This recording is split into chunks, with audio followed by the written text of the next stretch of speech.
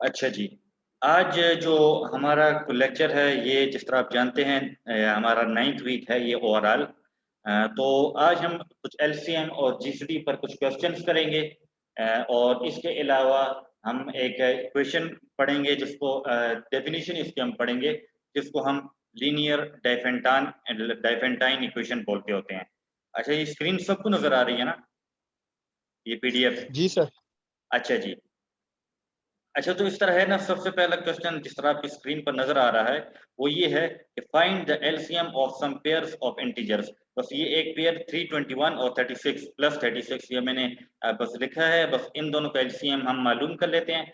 तो अब इनका एलसीएम हमने हाई लेवल के मुताबिक मतलब अपने बीएस के लेवल के मुताबिक मालूम करना है, ना कि हम ये एलसीएम वो छोटे हाई 6 क्लास या 7 क्लास के लेवल के मुताबिक मालूम करें। देखिए हाई लेवल यही है हमारे पास कि हमने जो आपको थ्योरम बताया था कि अगर आपने दो इंटीजर्स का एलसीएम मालूम करना है तो उन दोनों इंटीजर्स को प्रोडक्ट ले लो, मल्टीप्लाई आपस में कर लो। मल्टीप्लाई करने के बाद उनका एब्सोल्यूट ले लो। एब्सोल्यूट लेने के बाद उनकी उस नतीजे को आप उन दोनों इंटीजर्स के ग्रेटेस्ट कॉमन डिवाइजर मतलब जीसीडी पर डिवाइड कर लो। ठीक है? तो अगर उस तरीके से हम इन दोनों इंटीजर्स का एलसीएम मालूम करते हैं तो देखें सबसे पहले तो हमें इन दोनों का जीसीडी देखना है। अब देखें इन दोनों का जीसीडी मतलब ग्रेटेस्ट कॉमन डिवाइजर क्या हो सकता है। हमने मुख्तलिफ देखने हैं ना कि कौन-कौन से ऐसे इंटीजर्स हैं जो आया इसको मतलब इसको डिवाइड करते हैं या नहीं। मतलब ग्रेटेस्ट कॉमन डिवाइज़र में थोड़ी-सी आपने ख्वारी करनी है। अब देखें कॉमन डिवाइज़र मतलब जो उन दोनों को डिवाइड करता है। अगर हम स्टार्ट लें 2 से तो 2 तो न अब 321 को डिवाइड नहीं करता तो इसलिए 2 जो है वो इन दोनों का कॉमन डिवाइज़र नहीं है। अब 3 इन दोनों का कॉमन डिवाइज़र है। 3 जो है वो 321 को भी डिवाइड करता है और 36 को भी डिवाइड करता है। इन दोनों को डिवाइड करता है। अब अगर हम लेकिन हम ग्रेटेस्ट कॉमन डिवाइज़र सबसे बड़े कॉमन डिवाइज़र की बात करते हैं। अब हम देखते हैं यहाँ पर तो हमने लिखा हुआ है कि इन दोनों का जो जीसीडी है मतलब ग्रेटेस्ट कॉमन डिवाइज़र है वो क्या है 3 है। लेकिन कैसे 3 है? अगर आप देखें 4 को देख लें। 4 जो है वो एक तरह से ना 36 को तो डिवाइड करता है, 321 को नहीं करता। अगर आप 5 को देख लें तो 5 ना तो 321 को डिवाइड करता है, ना 36 को डिवाइड करता है। अगर आप 6 को देखें तो 6 36 को तो डिवाइड करता है, लेकिन 321 को नहीं डिवाइड करता।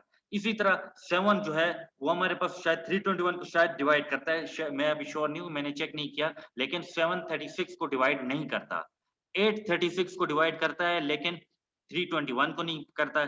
यहाँ तक कि ये सारा मामला या तो मतलब एक तरह से 4 से लेकर 36 तक, 36 से तो आगे हम नहीं चेक कर सकते ना। फर्ज करें अगर हम 37 लेते हैं तो 37 तो 36 को डिवाइड ही नहीं करता। तो इसलिए हम इन दोनों का जो जीसीडी देख रहे हैं वो हम 36 तक ही देखेंगे, क्योंकि इन दोनों में जो छोटा इंटीजर है वो 36 है और इन दोनों का जो ग्रेटेस्ट कॉमन डिवाइजर है वो 2 से लेकर 36 तक ही होगा। इससे आगे इन दोनों का कोई ग्रेटेस्ट कॉमन डिवाइजर हो ही नहीं सकता, क्योंकि 36 से बड़े अगर हम इंटीजर लेते हैं, फर्ज करें हम 40 लेते हैं, तो 40 तो 36 को डिवाइड ही नहीं करता, एक तरह से सवाल ही पैदा नहीं होता। तो इसलिए इन दोनों का जो कॉमन डिवाइजर है जीसीडी है वो 2 से लेकर 36 तक ही होगा। लेकिन आप 4 से लेकर 36 तक आप तमाम इंटीजर्स को चेक कर लें। 4 से लेकर 36 तक के तमाम इंटीजर्स या तो दोनों में से किसी एक को डिवाइड नहीं करते या दोनों को डिवाइड नहीं करते। तो इसलिए मतलब एक तरह से 4 से लेकर 36 तक इन दोनों का कोई कॉमन डिवाइजर है ही नहीं। एक तरह से 4 से लेकर 36 तक इन दोनों का कोई कॉमन डिवाइजर नहीं है। तो मतलब क्या हुआ कि अगर हम 2 से लेकर 36 तक बात करें तो फिर इनका एक ही कॉमन डिवाइजर है, वो क्या है 3 प्लस 3, और वो ही एक तरह से ग्रेटेस्ट कॉमन डिवाइजर ही है एक तरह से। मतलब इनका ग्रेटेस्ट कॉमन डिवाइजर 2 से लेकर 36 तक एक ही है। जब एक ही है तो फिर तो वो ग्रेटेस्ट कॉमन डिवाइजर भी वही होगा एक तरह से ना, क्योंकि मतलब ग्रेटेस्ट कॉमन डिवाइजर क्या होता है हमारे पास नॉर्मली, अगर हम फर्ज करें किसी दो इंटीजर्स के 5 कॉमन डिवाइजर्स हैं तो उनमें से 5 में से हम चेक करेंगे कि उन पांचों में से सबसे बड़ा कौन सा है एक तरह से। ठीक है ना? तो उन पांचों में से सबसे बड़ा जो होगा वही ग्रेटेस्ट कॉमन डिवाइजर होगा। लेकिन यहाँ पर 2 से लेकर 36 तक एक ही कॉमन डिवाइजर है, तो फिर वही ग्रेटेस्ट कॉमन डिवाइजर भी है हमारे पास, और वो कौन सा है, वो 3 है हमारे पास। फिर आप देखें 321 और 36 को जब आपने ज़रब दी और 3 पर डिवाइड किया तो ये नतीजा से आता है 3852। मतलब इन दोनों के जो लीस्ट कॉमन मल्टीपल है वो क्या है, 3852 है हमारे पास। तो देखें ये एक तरह से इसने हमारे लिए काफी टाइम सेविंग कर ली है। अगर हम इन बड़े बड़े इंटीजर्स का वो क्लास 6 या क्लास 7 वाले मेथड के मुताबिक एलसीएम मालूम करेंगे तो उसमें हमारा और भी ज्यादा वक्त लग सकता है, लेकिन इस तरीके ने हमारा जरा काफी वक्त बचा लिया है। ठीक है, इसी तरह अगर आपने और कॉमन आपके पास कोई और इंटीजर्स हैं तो आप इसी तरह उनका एलसीएम मालूम कर सकते हैं। ठीक हो गया जी। अब हम आते हैं अब हम आते हैं कि ये क्वेश्चन नंबर 3 ये कुछ एक्सरसाइज है जो बुक है उसके कुछ क्वेश्चन है जो इंपॉर्टेंट क्वेश्चन हैं हम डिस्कस कर रहे हैं, क्योंकि सारे क्वेश्चन हम वक्त की कमी की वजह से नहीं डिस्कस कर सकते, तो जिनमें से मोस्ट इंपॉर्टेंट क्वेश्चन हैं वही हम डिस्कस कर रहे हैं। ठीक है, अच्छा अब आप देखें क्वेश्चन नंबर 3 को देख लें।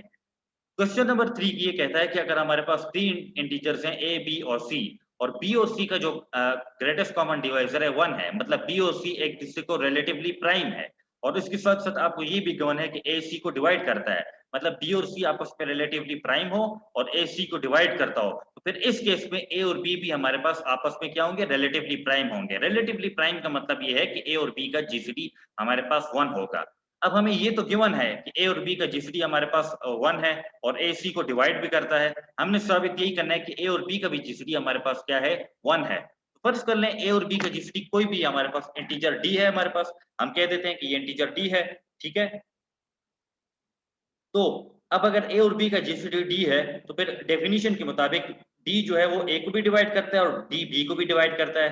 फिर यहाँ पर हम कॉमन डिवाइजर की डेफिनेशन इस्तेमाल करते हैं, डिवाइजर की डेफिनेशन इस्तेमाल करते हैं कि अगर डी ए को डिवाइड करता है तो डेफिनेशन के मुताबिक हमारे पास एक इंटीजर ए1 एग्जिस्ट करता है, यहाँ तक कि ए जो है वो ए1 और डी इसके प्रोडक्ट के बराबर है। इसी तरह डी जो है वो बी को डिवाइड करता है, तो डेफिनेशन के मुताबिक बी1 इंटीजर एग्जिस्ट करता है, यहाँ तक कि बी जो है वो बी1 और डी इनके प्रोडक्ट के बराबर है। अब आपको ये गिवन है कि ए जो है वो सी को डिवाइड करता है, तो इस डेफिनेशन के मुताबिक फिर हमारे पास डेफिनेशन के मुताबिक एक इंटीजर टी फर्ज करने एग्जिस्ट करता है, यहाँ तक कि सी जो है वो टी और ए के प्रोडक्ट के बराबर है। तो फिर यहाँ पर आप ए की वैल्यू जो इक्वेशन 1 से हमें मालूम है वो यहाँ पर पुट कर लें, तो ये आ जाएगा C is equal to T ए1 डी। ठीक है, तो देखें टी भी इंटीजर है ए1 भी इंटीजर है, तो इन दोनों के प्रोडक्ट से हमारे पास क्या आएगा, दो इंटीजर्स के प्रोडक्ट से तो हमारे पास इंटीजर ही आता है ना। तो फर्ज कर लें ये हमारे पास एक इंटीजर क्या है, मतलब ये हमारे पास एक इंटीजर के है फर्ज कर लें। ठीक है, ये हमारे पास एक इंटीजर के है। ठीक है, तो जब सी को हमने इंटीजर के और डी के प्रोडक्ट के मुताबिक लिखा है तो फिर तो ये डिवाइजर की डेफिनेशन बन रही है, मतलब डी सी को डिवाइड कर रहा है, डी सी को डिवाइड कर रहा है, तभी हमारे पास एक इंटीजर फर्ज करें के एग्जिस्ट कर रहा है, यहाँ तक कि सी जो है वो के और डी इसके प्रोडक्ट के बराबर है। मतलब क्या हुआ कि डी जो है वो सी को डिवाइड कर रहा है, ये हम इस बात से कह सकते हैं, इस पूरी बात से। तो हमारे पास क्या गिवन है, हमारे पास ये गिवन है कि डी जो है वो ए को भी डिवाइड करता है, डी बी को भी डिवाइड करता है और डी सी को भी डिवाइड करता है, मतलब डी बी और सी दोनों को डिवाइड करता है। तो मतलब क्या हुआ कि बी और सी का जो हमारे पास मतलब ग्रेटेस्ट कॉमन डिवाइजर है वो क्या हो गया, डी हो गया, क्योंकि वो डेफिनेशन को सेटिस्फाई कर रहा है। लेकिन हमें तो गिवन है कि बी और सी का जो ग्रेटेस्ट कॉमन डिवाइजर है वो 1 है, बी और सी का तो ग्रेटेस्ट कॉमन डिवाइजर 1 है, मतलब क्या हुआ कि डी की वैल्यू हमारे पास फिर 1 है एक तरह से। जब डी की वैल्यू 1 है तो हमने तो फर्ज किया हुआ है कि ए और बी का जो जीसीडी है वो डी है और डी की वैल्यू 1 है, फिर ए और बी का भी जीसीडी हमारे पास क्या है, 1 ही है हमारे पास। ठीक हो गया ना। अब अगले क्वेश्चन की तरफ आते हैं। अगला क्वेश्चन क्या कहता है, अगला क्वेश्चन ये कहता है कि अगर हमारे पास एक ए एक्स प्लस बी वाई ये एक एक्सप्रेशन है जो कि एम के बराबर है, तो फिर हमारे पास ये जो ए और बी का जीसीडी है वो एम को डिवाइड करेगा, मतलब X X plus B Y इससे कुछ भी हमारे पास आए एम आ जाता है, तो फिर ए और बी का जो जीसीडी है वो लाजमी तौर पर एम को डिवाइड करेगा। ठीक हो गया।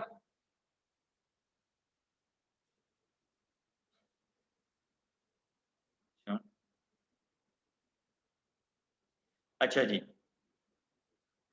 फर्ज कर लें कि ए और बी का जीसीडी हमारे पास डी है, तो डेफिनेशन के मुताबिक तो फिर डी ए और बी दोनों को डिवाइड करेगा। तो फिर वही उसी तरह मैंने आपको बताया कि हमारे पास दो इंटीजर्स ए1 बी1 एग्जिस्ट करेंगे, यहाँ तक कि जब डी ए को डिवाइड कर रहा है तो फिर ए जो है वो ए1 और डी इसके प्रोडक्ट के बराबर है। ठीक है ना, मतलब यहाँ पर ये आप देख लें कि जब हमें बताया गया है कि डी ए को डिवाइड कर रहा है तो इंटीजर ए1 एग्जिस्ट करेगा, यहाँ तक कि ए जो है वो ए1 और डी इन दोनों के प्रोडक्ट के बराबर है। इसी तरह डी बी को भी डिवाइड कर रहा है, तो हमारे पास डेफिनेशन के मुताबिक इंटीजर बी1 एग्जिस्ट करेगा, यहाँ तक कि बी जो है वो बी1 और डी इनके प्रोडक्ट के बराबर है। तो फिर हम इसको ये दोनों वैल्यूज इस सम ax प्लस by इसमें पुट कर लेते हैं। हमने जब पुट कर ली तो ये बन a की वैल्यू पुट कर ली फ्रॉम इक्वेशन 1 तो ये बन जाएगा a1 dx, ठीक है, और फिर b की वैल्यू पुट कर ले फ्रॉम इक्वेशन 2 तो ये बन जाएगा b1 dy। d इनमें से कॉमन बनता है, मतलब a1x प्लस b1y। अच्छा, इनमें ये बात ध्यान में रखें कि इसमें a भी इंटीजर है, x भी इंटीजर है, मतलब ये x प्लस by जो है इसमें हमारे पास a भी इंटीजर है, x भी इंटीजर है, b भी इंटीजर है और y भी इंटीजर है, ठीक है। तो जब और इसी तरह साथ a1 और b1 भी इंटीजर्स हैं, तो जब a1 भी इंटीजर x भी इंटीजर तो इन दोनों का प्रोडक्ट भी हमारे पास इंटीजर आएगा। इसी तरह b1 भी इंटीजर y भी इंटीजर तो इन दोनों का प्रोडक्ट भी हमारे पास इंटीजर आएगा। तो इंटीजर प्लस इंटीजर से हमारे पास क्या आएगा, इंटीजर ही आता है, ठीक है ना। इनके इंटीजर प्लस इंटीजर से इंटीजर ही हमारे पास आएगा। मतलब फर्ज करें अगर ये हमारे पास इसको भी हम इंटीजर k कह देते हैं, तो मतलब क्या हुआ कि ax प्लस by ये बराबर है k integer k into D के। ये तो फिर वही डिवाइजर वाली डेफिनेशन बन गई कि d जो है वो ax प्लस by को डिवाइड कर रहा है, तभी तो हमारे पास ये इंटीजर k या a1 x plus b1 y exist कर रहा है। यहाँ तक के ax प्लस by ये a1x प्लस b1y और d के प्रोडक्ट के बराबर है, ठीक है ना। तो मतलब क्या हुआ कि d जो है वो ax प्लस by को डिवाइड कर रहा है एक तरफ से, लेकिन ax प्लस by किसके बराबर है, m के बराबर है ना। तो मतलब क्या हुआ कि d जो है वो एक तरफ से m को डिवाइड कर रहा है। और d क्या है हकीकत में, d हकीकत में a और b का जीसीडी है हमारे पास। मतलब क्या हुआ कि a और b का जीसीडी m को डिवाइड कर रहा है, और यही हमने इस क्वेश्चन में साबित करना था, ठीक है। इसी तरह आप अगला क्वेश्चन देख लें। इस क्वेश्चन में क्या कहा गया है कि अगर हमारे पास m पॉजिटिव इंटीजर है और a और b भी हमारे पास इंटीजर्स हैं, तो फिर ma और mb का जो इंटीजर है वो बराबर होगा ma और mb का जो जीसीडी है वो बराबर होगा a और b की जीसीडी और m के प्रोडक्ट के बराबर हो गया। मतलब एक तरह से अगर आप, वैसे बात तो ठीक नहीं है मतलब एक तरह से, लेकिन अगर आप अपनी आसानी के लिए कह सकते हैं तो आप कह सकते हैं कि यहाँ हमने m कॉमन ले लिया। हालांकि यहाँ पर बात कॉमन की नहीं है, यहाँ पर बात एक तरह से ये है कि अगर ma और mb इनका जीसीडी है हमारे पास, तो उसमें से आप इस m इंटीजर को निकाल के और उसका फिर जीसीडी a और b के साथ क्या कर लो, प्रोडक्ट ले लो एक तरह से। लेकिन बहरहाल चलिए, अगर आप अपनी आसानी के लिए कहना चाहते हो तो कह सकते हो। तो हमने साबित क्या करना है कि ma और mb का जीसीडी ये बराबर है m और a और b के जीसीडी के प्रोडक्ट के। फर्ज कर लें a और b का जीसीडी हमारे पास d के बराबर है, तो उसी तरह d फिर a को डिवाइड करेगा और d b को डिवाइड करेगा। पिछले क्वेश्चन के मुताबिक, बल्कि डेफिनेशन के मुताबिक कि जब d a को डिवाइड कर रहा है तो फिर इंटीजर a1 एग्जिस्ट करेगा, यहाँ तक कि a जो है वो a1 और d के प्रोडक्ट के बराबर है। इसी तरह जब d b को डिवाइड कर रहा है तो हमारे पास इंटीजर b1 एग्जिस्ट करेगा, यहाँ तक कि b जो है वो b1 और d इन दोनों के प्रोडक्ट के बराबर है। ऐसा कर लें कि मतलब इक्वेशन 1 को एक तरफ से को भी m से डिवाइड कर लें और इक्वेशन 2 को भी m से डिवाइड कर लें। इन दोनों को आप क्या कर लें, m से डिवाइड कर लें। तो जब इक्वेशन 1 को m से डिवाइड करेंगे तो m बराबर आएगा a1 dm के, और इक्वेशन 2 को m से बराबर मल्टीप्लाई करेंगे तो bm बराबर आएगा b1 dm के। तो मतलब इसमें थोड़ी सी हम ये तरतीब बदल दें, आप m को जरा इस तरफ ले आए तो फिर ये m बराबर आ जाएगा a1 md के और bm बराबर आ जाएगा b1 md के। तो a1 भी इंटीजर m भी इंटीजर, तो a1 और m के प्रोडक्ट से क्या आएगा, एक इंटीजर ही आएगा।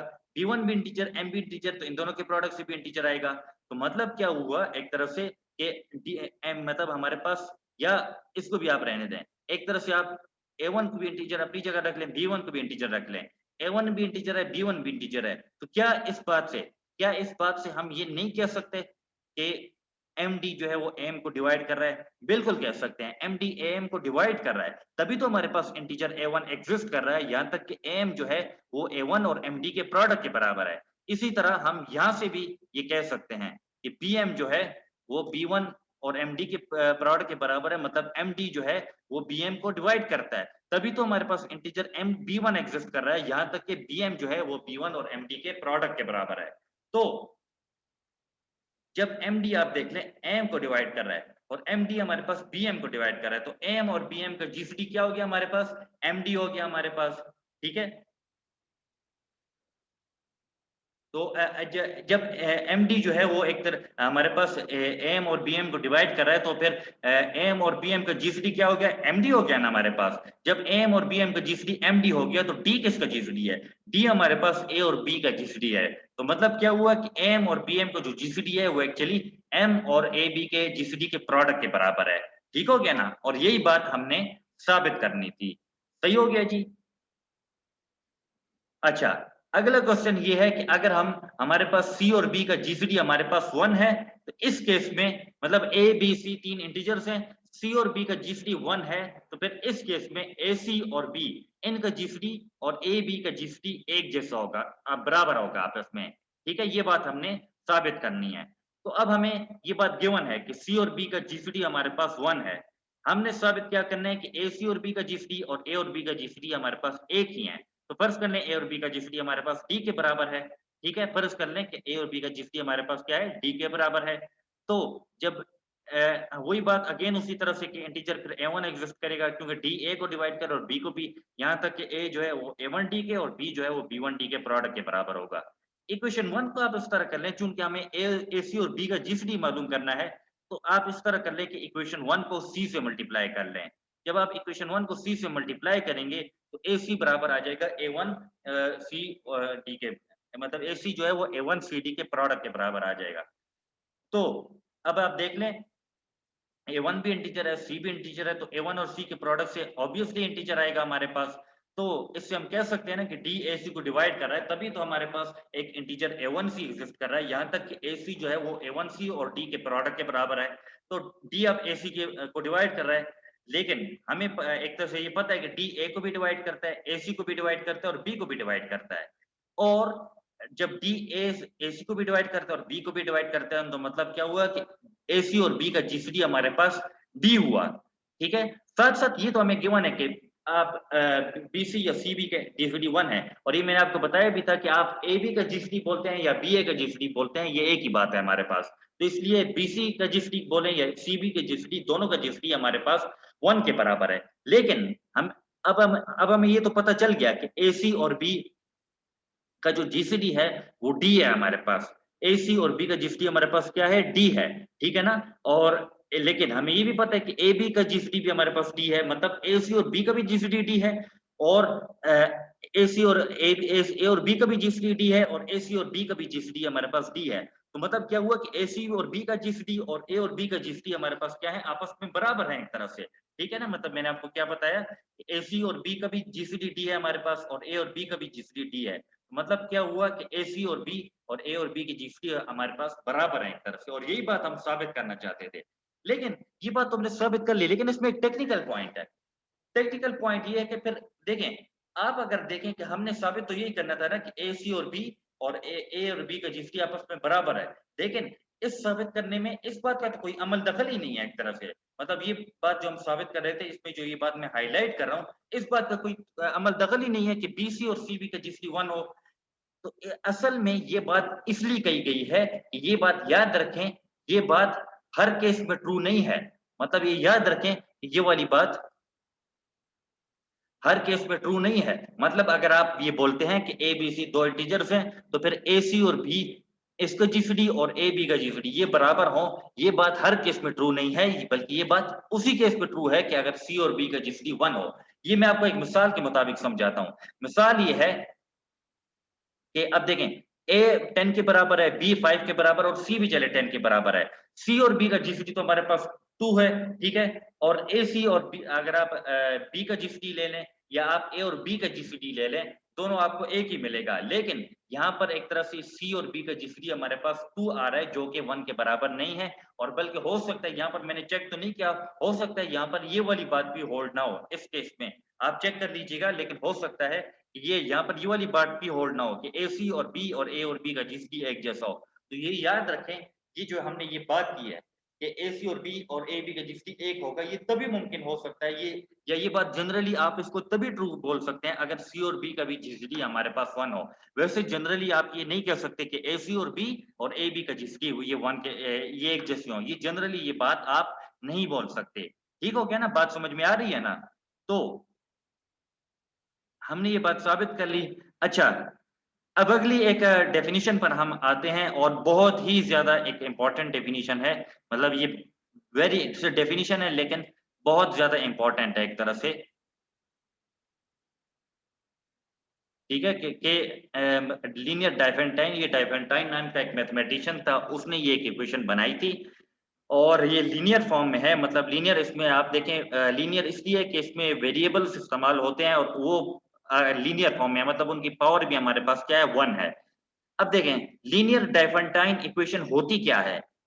याद रखें हमारे पास एक इक्वेशन इस फॉर्म की ax plus B Y equal to C, जिसमें a b और c एक कांस्टेंट इंटीजर्स हों और x और y भी वेरिएबल्स हों, लेकिन ये भी इंटीजर्स होने चाहिए। मतलब इस इक्वेशन में a b और c कांस्टेंट होंगे और कांस्टेंट होने के साथ a b और c क्या होंगे हमारे पास इंटीजर्स भी होंगे, मतलब कांस्टेंट इंटीजर्स होंगे। और x और y हमारे पास क्या होंगे, x और y हमारे पास वेरिएबल्स होंगे, ठीक है, जो इस इक्वेशन को सेटिस्फाई करते हैं, जो इस इक्वेशन के एक तरह से रूट्स हैं।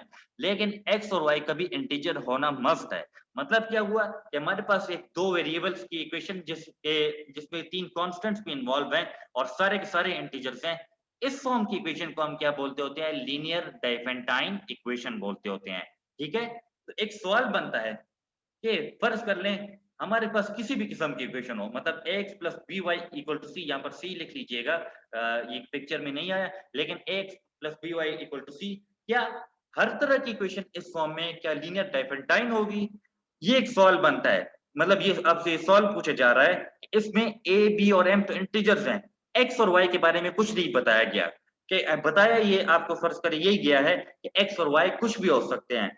तो ये क्या आपसे सवाल किया जा रहा है कि क्या इस फॉर्म की इक्वेशन लीनियर डायफेंटाइन इक्वेशन होगी या नहीं, तो इसका जवाब है नहीं। क्यों नहीं, इसलिए नहीं कि ए और बी और सी वो तो इंटीजर्स हैं, वो तो ठीक है, लेकिन यहाँ पर हमारे पास एक्स और वाई के बारे में ये नहीं बताया गया कि ये इंटीजर्स हैं। हो सकता है एक्स और वाई हमारे पास रियल नंबर्स हों, ठीक है ना। मतलब एक तरह से यहाँ पर अगर फर्ज कर लें, अगर आप चलिए ये तो एक तरह से आप पार्शियली नो भी कह सकते हैं, लेकिन अगर आपको ये बोला जाए कि इक्वेशन है वही A X plus B Y equal to C, A B C तो इंटीजर्स हैं, लेकिन एक्स और वाई हमारे पास रियल नंबर्स हैं।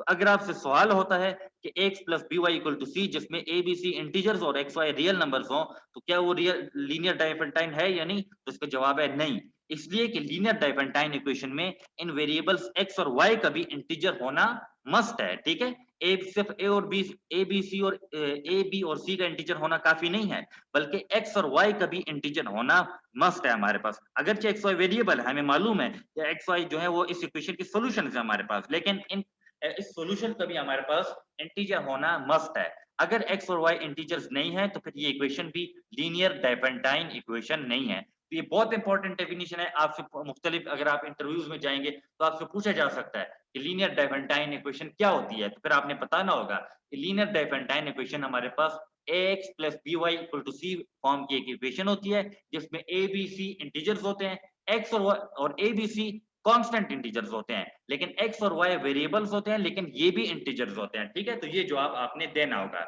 इसके बारे में एक थ्योरम है, इसकी सॉल्यूशन लीनियर डायफेंटाइन इक्वेशन के सॉल्यूशन के बारे में विदाउट स्टेटमेंट, वो ये कहता है कि अगर हमारे पास लीनियर डायफेंटाइन इक्वेशन की सॉल्यूशन एग्जिस्ट करती भी है या नहीं, तो याद रखें लीनियर डायफेंटाइन इक्वेशन की सॉल्यूशन तभी एग्जिस्ट करेगी अगर हमारे पास ए और बी का जो जीसीडी है वो सी को डिवाइड करेगा। इस linear डायफेंटाइन equation ax plus by equal to c की सॉल्यूशन हमारे पास तभी एग्जिस्ट करेगी अगर a और b का जीसीडी वो क्या करेगा, c को डिवाइड करेगा। और इसकी जो सॉल्यूशन होगी वो order pair x not y not की फॉर्म में होगी, जिसको हम जनरली इस फॉर्म में लिख सकते हैं। मतलब अगर ये बात होल्ड होती है जो हमने कहा गया है if and only if d divide c, फिर इसकी सॉल्यूशन को जो ऑर्डर पेयर है, ऑब्वियसली x और y दो वेरिएबल्स है ना, तो इसकी सॉल्यूशन हम याद रखें जब भी हमारे पास दो वेरिएबल्स की इक्वेशन होती है तो उसका जो सॉल्यूशन है वो हमारे पास ऑर्डर पेयर की शक्ल में होता है। तो ये भी दो वेरिएबल्स की इक्वेशन है तो इसका सॉल्यूशन भी हमारे पास ऑर्डर पेयर की शक्ल में होगा। जब ये ऑर्डर पेयर की शक्ल में है तो मतलब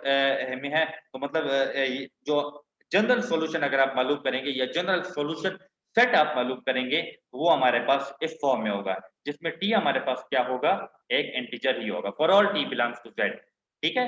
ये इसका जनरल सॉल्यूशन सेट है लीनियर डायफेंटाइन इक्वेशन का, लेकिन इसमें शर्त यही है कि ए और बी का जीसीडी जो है वो सी को डिवाइड करेगा, वरना हम लीनियर डायफेंटाइन इक्वेशन सॉल्यूशन के बारे में कुछ खास नहीं कह सकते, शायद एग्जिस्ट करे शायद ना भी करे, एग्जिस्ट करती भी है तो शायद इस फॉर्म की नहीं होगी। ये बात सिर्फ इस बात के लिए कि अगर डी सी को डिवाइड करेगा तभी हमारे पास सॉल्यूशन सेट जनरल फॉर्म में इस तरह का आएगा। अच्छा, अब एक और कॉम्बिनेशन हम लीनियर कॉम्बिनेशन की भी चले बात कर लेते हैं। अगर हमारे पास दो इंटीजर्स ए बी हैं तो एक इंटीजर एन उसको हम ए और बी की लीनियर कॉम्बिनेशन बोलेंगे अगर हमारे पास दो इंटीजर्स एक्स वाई एग्जिस्ट करें, यहाँ तक कि n जो है वो ax प्लस बी वाई के प्रोडक्ट के बराबर हो। लीनियर कॉम्बिनेशन आप अलजेब्रा में भी अगर आप पढ़ रहे हैं तो डिटेल से पढ़ रहे होंगे, नहीं तो पांचवें सेमेस्टर में या चौथे सेमेस्टर अब चौदह तो आपका अब है, पांचवें सेमेस्टर में आपका अलजेब्रा का कोर्स है, उसमें भी आप लीनियर कॉम्बिनेशन डिटेल से पढ़ेंगे। ठीक है, मतलब एक्स और वाई में एक तरह से आप कह सकते हैं वेरिएबल्स होंगे, एक तरह से ए और बी हमारे पास दो कांस्टेंट इंटीजर्स हैं, तो दो कांस्टेंट इंटीजर्स की लीनियर कॉम्बिनेशन हमारे पास एक इंटीजर n होगा, यहाँ तक कि वो एक्स और बी वाई इसके सम के बराबर होगा, और एक्स और वाई भी हमारे पास क्या है, एक तरह से इंटीजर्स हैं। ठीक है, और ये भी एक स्टेटमेंट के साथ एक थ्योरम है, वो यही कहता है कि अगर ए और बी का जीसीडी 2 है, सॉरी डी है, तो फिर डी को भी हम ए और बी की लीनियर कॉम्बिनेशन के फॉर्म में एक्सप्रेस कर सकते हैं। ठीक है, मतलब जब ए और बी को अगर लीनियर कॉम्बिनेशन के फॉर्म में एक्सप्रेस किया जा सकता है, तो इनके जीसीडी को भी लीनियर कॉम्बिनेशन के फॉर्म में एक्सप्रेस किया जा सकता है। लीनियर कॉम्बिनेशन की फॉर्म क्या है, ये जो हमारे पास ऊपर आपको इस डेफिनेशन में नजर आ रही है। ठीक है, तो आज तक के लिए इतना ही, और अब तक के लेक्चर के बारे में अगर आपका कोई सवाल हो तो आप लोग बिल्कुल पूछ सकते हैं।